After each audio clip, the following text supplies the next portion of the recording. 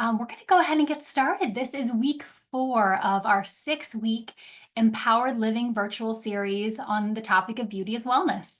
So each week we're looking at a different aspect of our beauty, how to care for our beauty, how it weaves into healing, how we can choose the products that are going to be the healthiest for our bodies during treatment and beyond. And today we dive into a topic that is very close to my heart, one that I love, nutrition for beauty. So we're going to look at how nutrition and digestion impact our appearance. And we also have had the question from a viewer for hair nutrition information. So at the end, I'm going to do a specific look at what you want to put into your diet and focus on for hair nutrition. Now, the reason that nutrition is so key when it comes to beauty is that our physical appearance is constantly renewing itself. So we are always getting rid of dead skin cells and renewing those skin cells. We're always growing new hair through our follicles. We're trimming our hair and new hair is growing. Same with our nails. These are evolving aspects of our body. And obviously, the building blocks that are used for those things are used for many other processes that keep us healthy. But specifically, when we think of our beauty, nothing is static. And for a long time, our thinking about beauty is from the outside in. So how can we treat things topically? How can we change by looking at what we see on the surface? But so much of what we are creating in our beauty is not coming from the surface. So that's why it's exciting to look at what we're going to talk about today. So although professionals and I think the public have become much more accepting of the link between skin and health, especially over the last 10 to 15 years, the degree to which we influence our skin appearance, I think we're still grasping. And some of that is because there are finally more studies looking at the science behind this aspect of nutrition. Already there are studies that link a high protein and low glycemic diet to a 50% reduction in acne, right? Which is amazing because typically we only treat issues like acne from the surface. There are studies that connect fruit and veggie intake to plumper, more hydrated skin. There is a study that shows boosting our fruit and vegetable intake actually makes us more attractive by altering the glow of our skin. And that study was using other people to judge pictures of skin before and after the changes to diet. So this stuff is really interesting, and I think there will be even more to come in the future. What had originally kind of set us astray was that for decades, dermatologists were taught from multiple textbooks that there was no link between diet and acne. And that misinformation was based off of two outdated and essentially flawed studies that became a major catalyst for the myth that there's no link between diet and skin. And so it sort of set us on this sideways track of, well, maybe we just need to take care of these things from the outside. But now we've kind of course corrected and we realize that yes, everything that we're putting in our body is going to be affecting what we see on the surface. And that relates to the quality of those building blocks of our food that we put in our bodies. So today I want to talk about 3 areas of nutrition for beauty. The first is the types of foods. What are the foods that are going to nourish us best? That might be, something that you already know, it might be intuitive for you, but we'll talk about where those beauty nutrients lie. The second part is how you assemble them. And this is a big influence in our bodies because it affects our blood sugar balance. It affects how full and satisfied we are after a meal. And then the third is how we digest and assimilate, because I always say to my clients, it's not just what you put in your mouth. You have to close that cycle and look at how you break down and assimilate and utilize those nutrients to get the most from those wonderful foods that you're putting in your diet. So we're going to look at all 3, and we'll dive right into the types of foods. So when you're thinking about what to grab at the grocery store this week, when you're at a restaurant, you're looking at what to order, maybe you're at a party and it's a buffet and you're picking what to put on your plate, what are the foods that are going to be the most useful for your beauty? There is an acronym that I like to use to help us remember, and the acronym is CRAFTS, CRAFTS. Each of these stands for a different quality that I like to look for in food that is going to be particularly useful and supportive of beauty. Does that mean this is what you need to be eating all the time for every meal? No, but it is exciting to say, okay, I can eat more of this type and that type, and know that you're going to be doing a good thing for your skin, your hair, and your nails. So the C in crafts is for colorful. And the color in foods, especially our plant foods, is representative of different areas of phytonutrients or phytochemicals that have benefits for our skin and our beauty. So the red and orange area, for example, we see a lot of sun protective and UV protective foods, foods that help us to speed up our cell turnover and renew our cells and balance oil in our skin. So that's a great area of those red and orange foods. Then we see the blue and the purple foods, the eggplants and the blueberries and the berries. A lot of these are rich in polyphenols that are wonderful for skin elasticity, very high antioxidant that are going to be great for aging skin. We have the green foods that we see a lot of in the spring. These are going to be wonderful for detoxification. They are rich in chlorophyll, which is going to help with our circulation, nutrient delivery. So across that spectrum, that rainbow of colors, you're going to get different benefits. So change it up, change up your colors according to what is fresh and what's available to you. And the R in crafts is for rich in nutrients.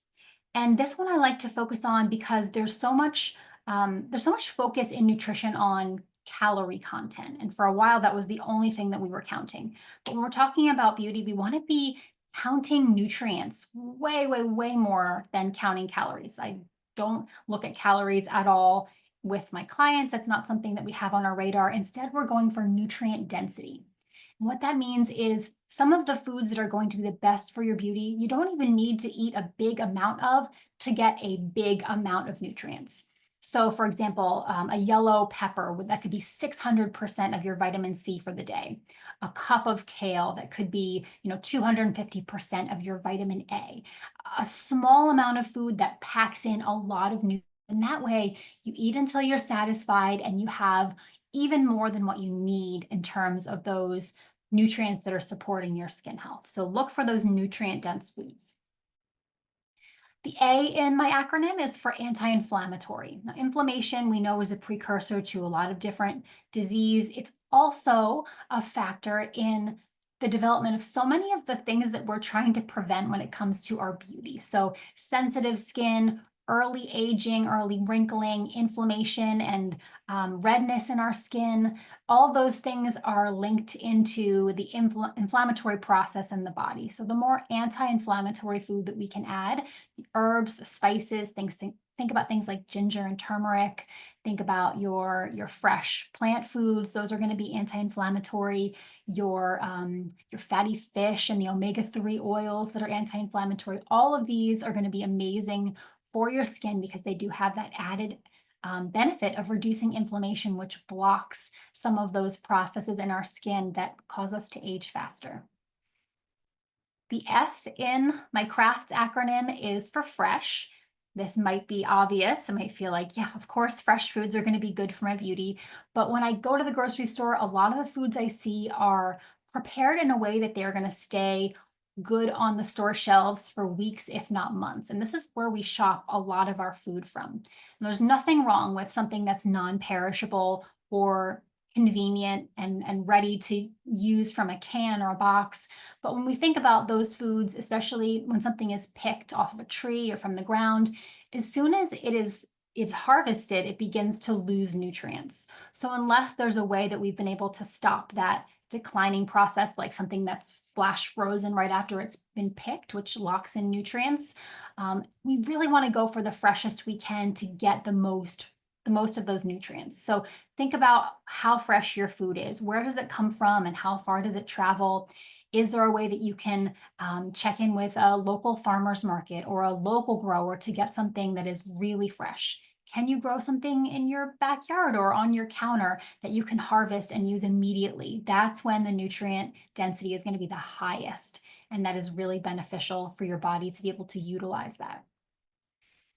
The T in my acronym is for tailored. And this is a reference to your ideal diet being possibly very different from that of other people. So it might be different from your best friend or your sister or your coworker. You really have to check in with your body, maybe even keep a food journal to note how you feel after eating certain foods. If you notice a difference in your skin, if you notice a difference in your energy, you want to ask yourself, when does my skin look its healthiest? Um, is there something that I see that tends to show signs of stress in my skin, redness or breakouts? Are there foods that are hard for me to digest? That could be a sign that maybe you're not able to digest and assimilate those nutrients as well. Are there foods that I notice give me really good energy, that make me feel powered up and give me that sustained energy? These are the foods you want to note and bring into your diet more often. And then the S in the last one in our acronym is for seasonal.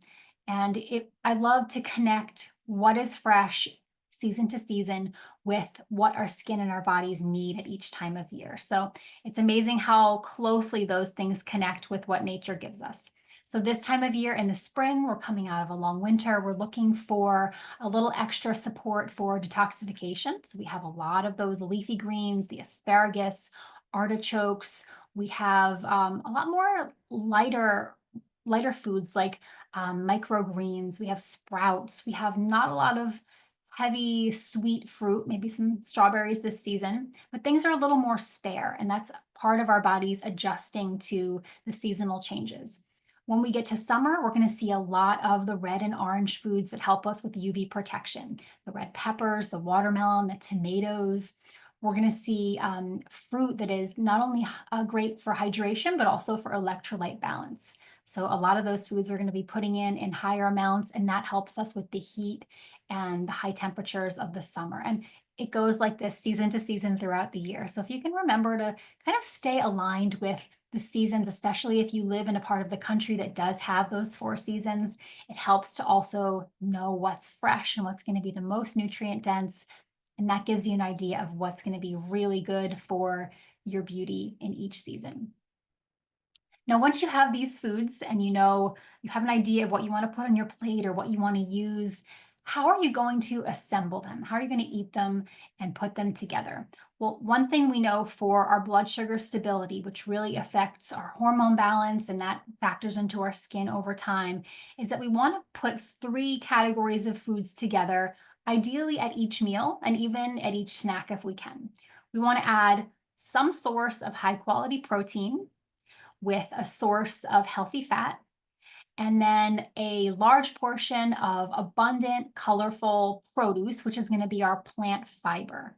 So the protein, the fat, and the fiber, and those work together to make us feel full, to provide a spectrum of skin nutrition, and to burn slowly for blood sugar so that we don't feel hungry, 90 minutes after we eat, or we don't feel like we need a snack an hour after we have a meal. It's going to give our body that signal that we have everything we need so we can digest and have energy for several hours before it's time to eat again.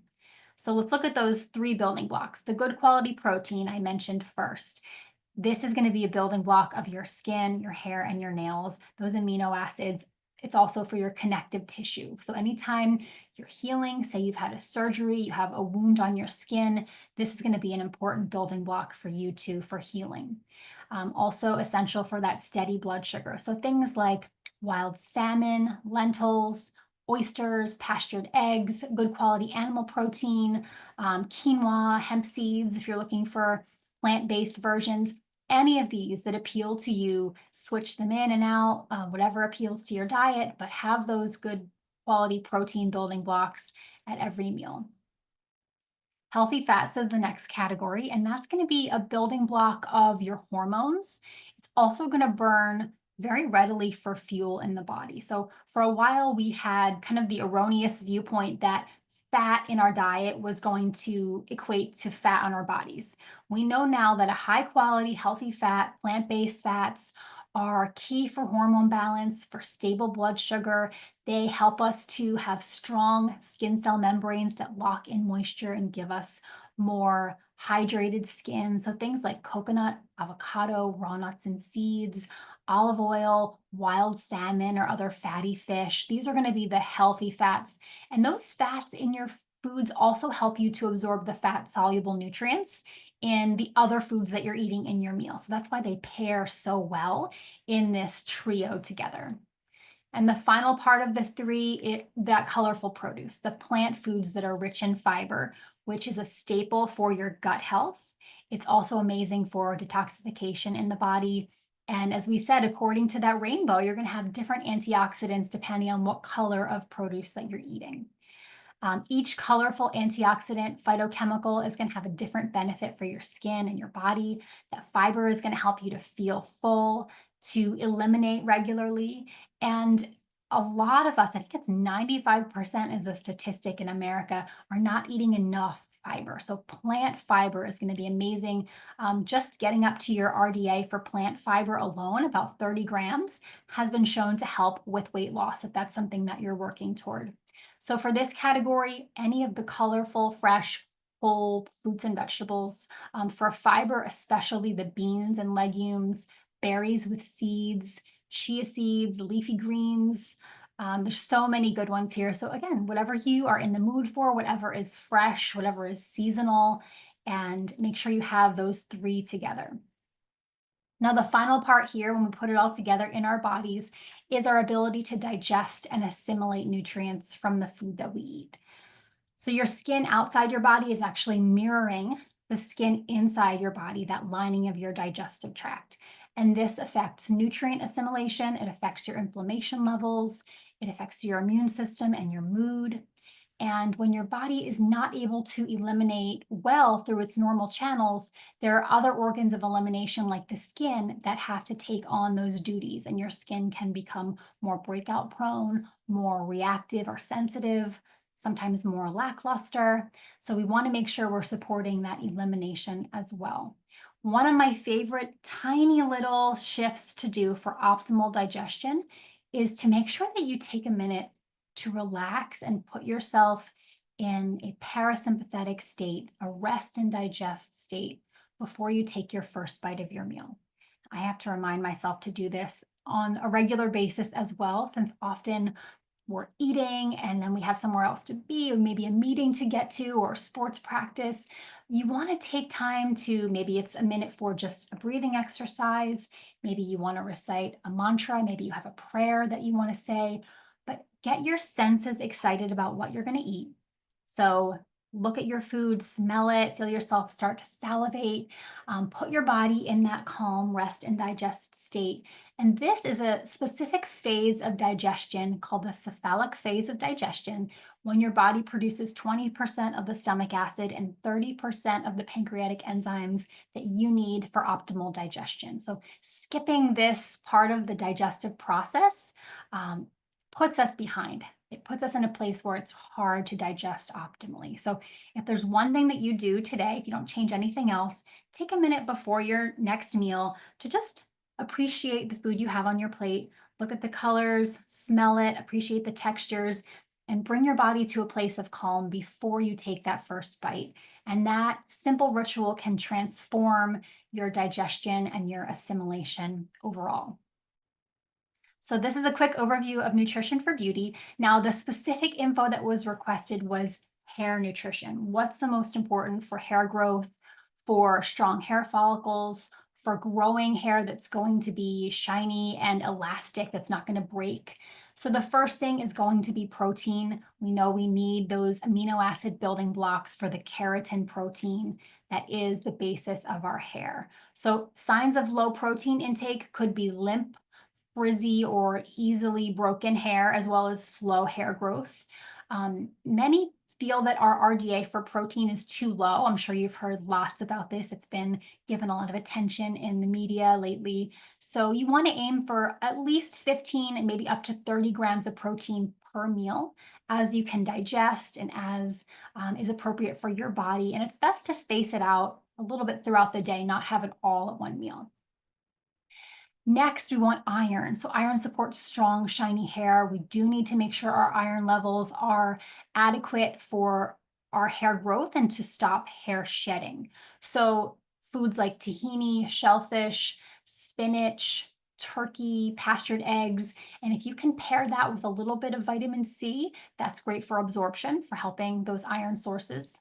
Vitamin C itself is going to help with cell growth, with sebum production, which is going to help to keep your scalp healthy. We also know vitamin D is important for stimulating hair follicles. I love to recommend zinc, which helps speed up the recovery of damaged hair follicles. And also the B vitamins. These are kind of like the hair vitamins, as well as the nervous system and calm vitamins. So B vitamins, particularly B5 for hair strength, B9 or folic acid for cell repair and DNA synthesis, which is going to help with your hair, and B6 for healthy hair color. These are all going to be that spectrum of B vitamins that you can get. They're found in, again, pastured eggs, bananas, avocado, Brussels sprouts, asparagus, wild salmon. Those are all good sources of a spectrum of B vitamins. So all these foods are going to be great for your hair health. And remember, again, what you're putting in, you're not going to see it show up immediately the next day in your hair, your skin, and your nails.